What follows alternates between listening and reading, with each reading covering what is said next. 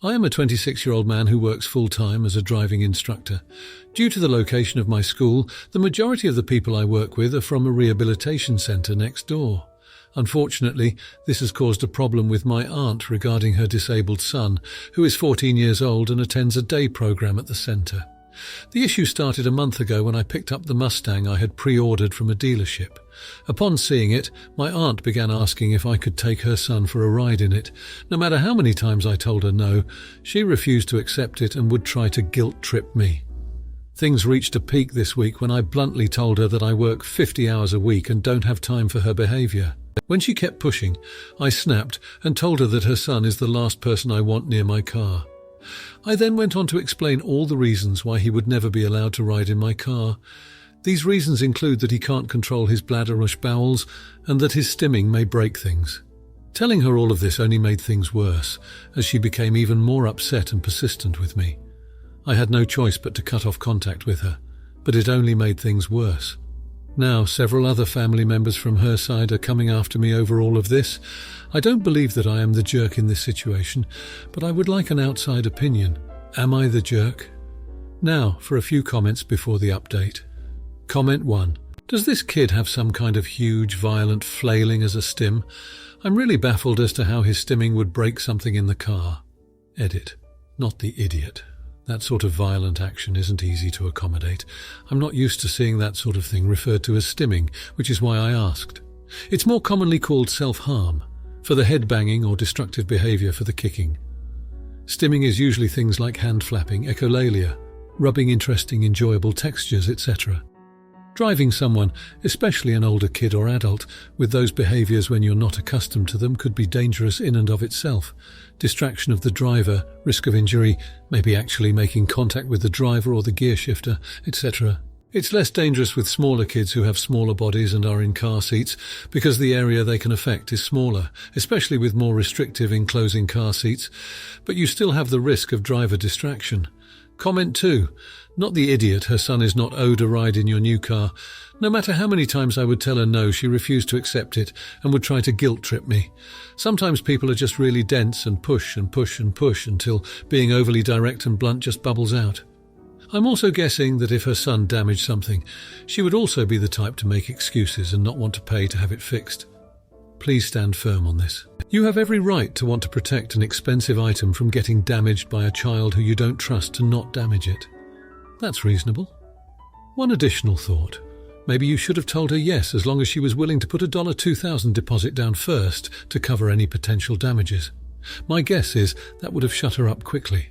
We both know that she is well aware how capable he is of damaging things, but will willingly minimize it when it doesn't belong to her. Comment 3. Not the idiot. If he can't control his bladder bowels and he makes uncontrollable sudden movements, I can't imagine a sports car is comfortable for him to be in either. And you shouldn't have to accept the risk of piss and shoot in your car. He might be very excited or even stressed out in your new car, so who knows, the risk of him having an accident might be higher, and in a car you can't just get up from the seat to go to a toilet or a changing facility. You might be miles away from a place where he could get changed. Not the idiot. Unfortunately, an expensive sports car is not a suitable environment for your cousin. Now for the update. So just when I thought things couldn't possibly get any worse, they did. The proverbial crap hit the fan in a way that I could never have predicted. About a week after I cut ties with my aunt, I received a notice from her attorney. She was looking to sue me for discrimination against a disabled child, stating that my refusal to let her son in my car was against the law. I tried explaining that it was my personal car and not part of the driving school, but her lawyer insisted that we go to court. Meanwhile, my job at the rehabilitation centre took an unexpected hit. The management heard about my family drama and started questioning my abilities to teach disabled individuals. They were worried about a possible PR nightmare if my aunt decided to take her crusade to social media. So to avoid any potential backlash, they put me on an indefinite leave, and I have a feeling they are planning on replacing me permanently. While all of this was brewing, my cousin took it upon himself to break into my garage. He decided he wanted to ride in my Mustang, whether I gave him permission or not. He somehow managed to start the car but couldn't control it and crashed it through the garage door, causing a whole lot of damage.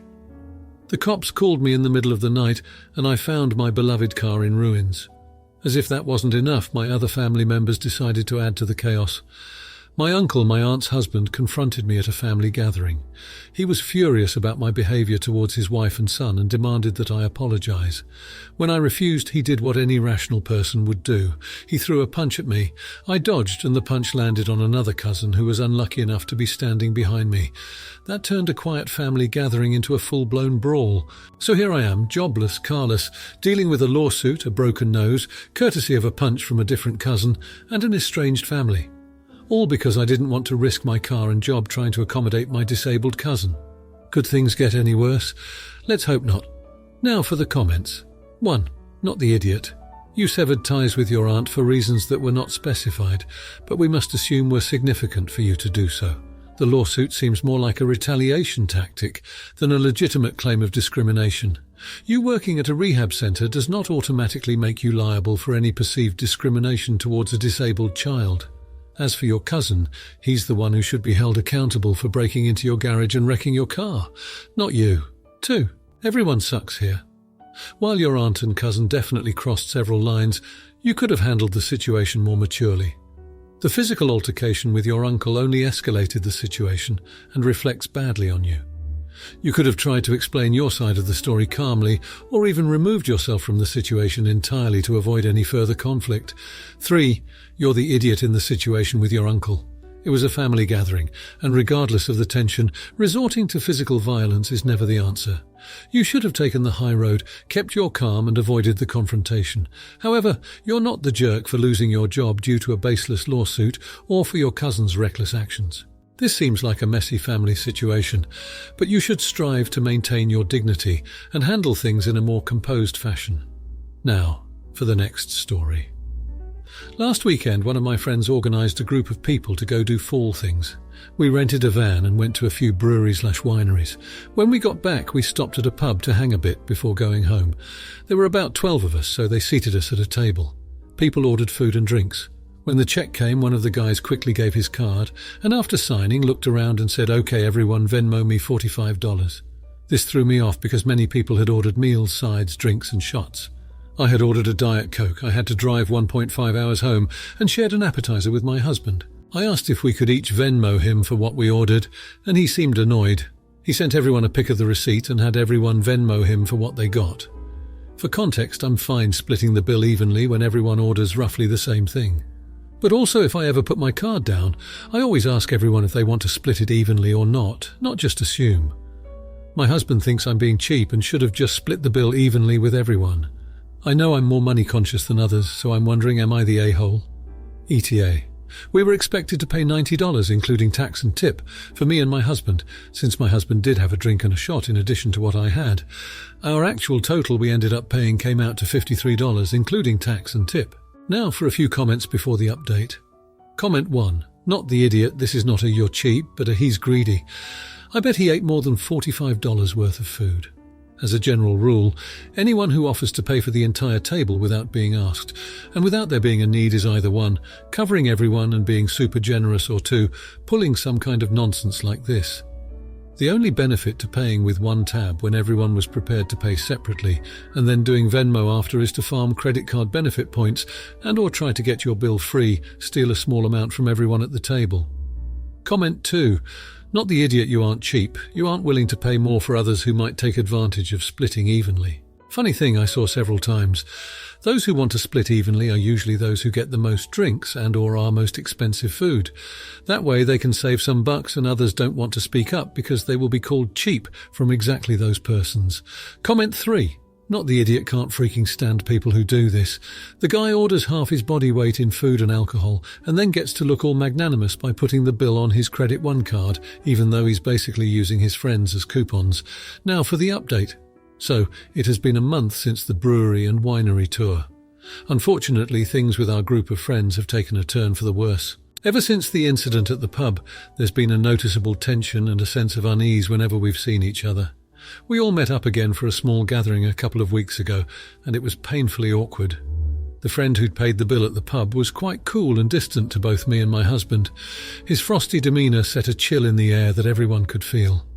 We tried to lighten the mood and gloss over the tension, but it was clear that the pub incident still lingered on in everyone's minds. My husband tried to talk to him about it privately, but he brushed it off, saying it was no big deal, while his eyes told a different story. We thought time might heal the wound, but our once regular lively conversations have dwindled.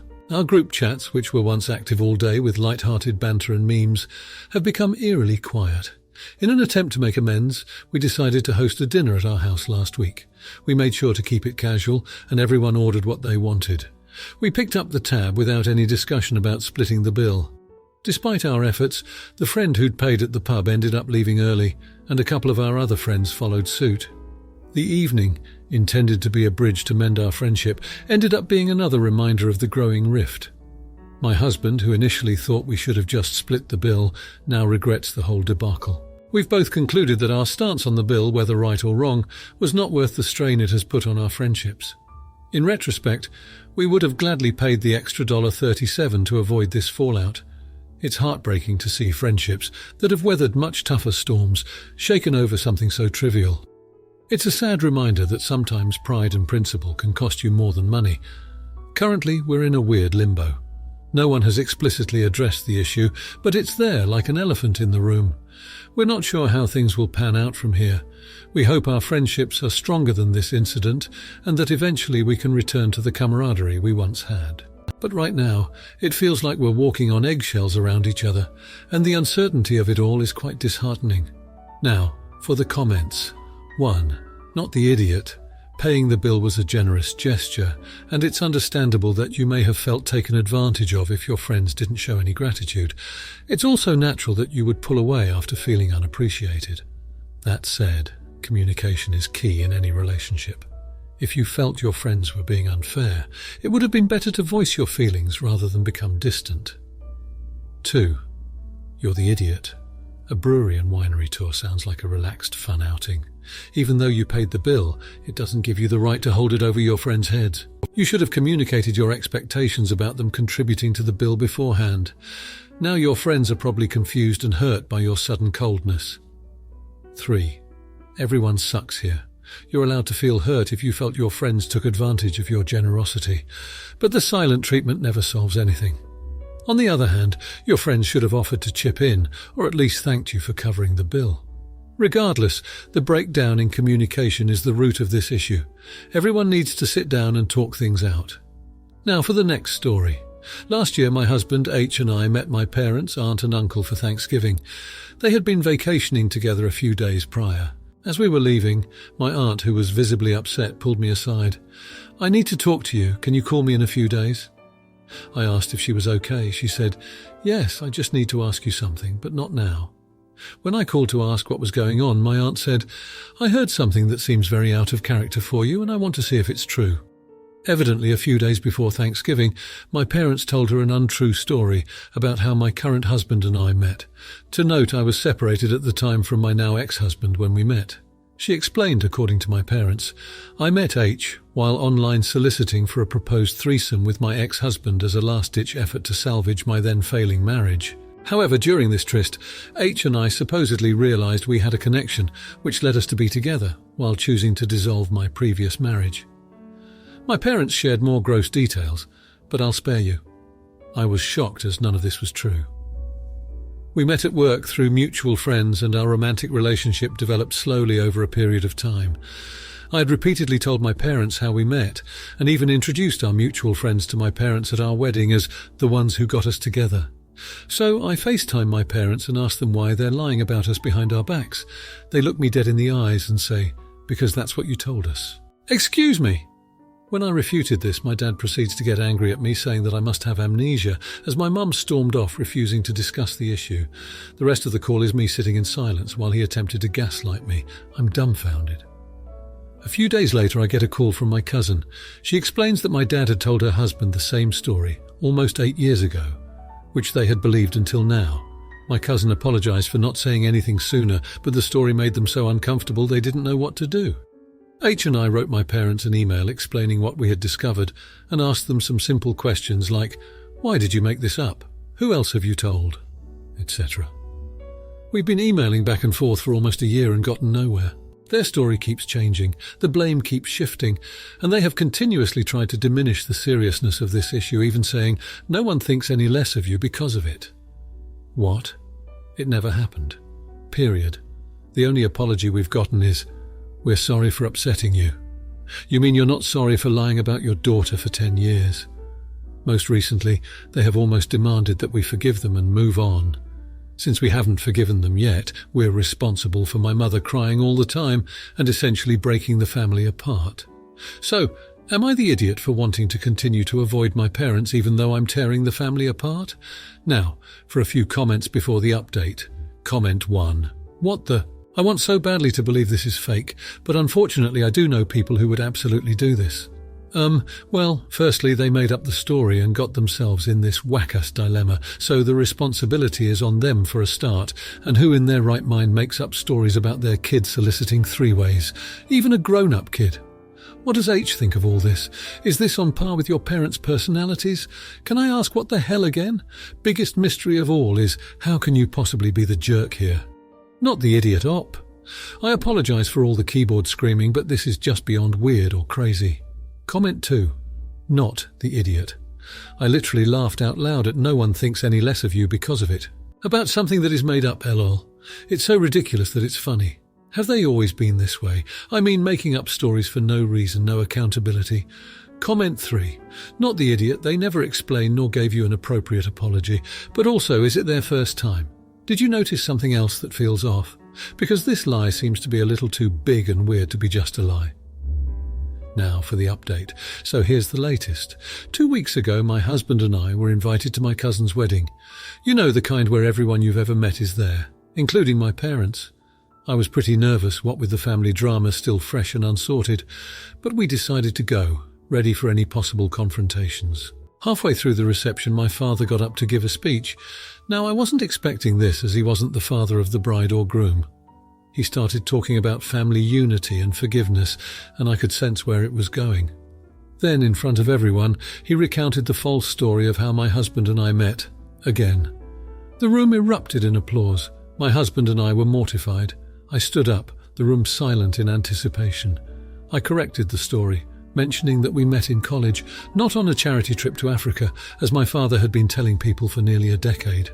The room was silent. My mother started crying, and my aunt, the same one who told me about the false story, looked furious. Not at me, but at my father. My dad just stared at me in shock. Turns out, my aunt had confronted my parents about the false story before the wedding. My parents, however, remained unapologetic, insisting that the Africa story was more interesting. My aunt was waiting for me to finally correct them, hence her anger directed at my father. Since then, the family divide has grown. My parents are furious that I humiliated them in public. But something unexpected happened. My aunt, uncle, and a few other family members rallied behind us, saying they've noticed inconsistencies in my parents' stories over the years. Those who believed my parents' version of events are now questioning other stories they've been told.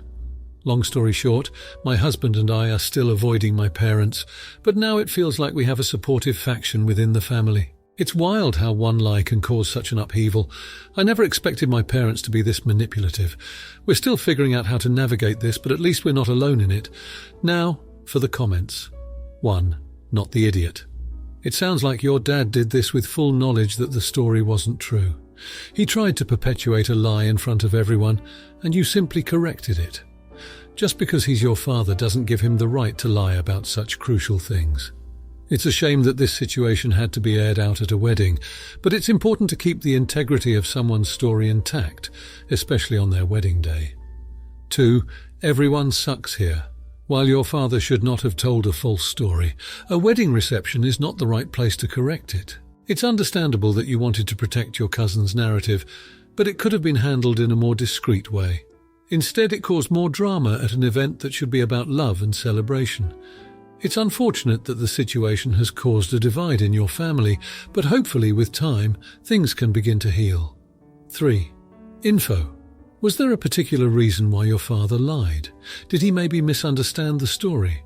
If he was fully aware that he was spreading a false story, then definitely not the idiot. However, if he had misunderstood the story and shared it innocently, then you're the idiot for publicly correcting him. A more tactful approach would have been to wait until after the speech, then privately correct him. If you liked this video, you'll probably like these too. Also, while you're here, please consider subscribing. It's your support that keeps this channel alive and allows me to make better and longer videos. Have a great day!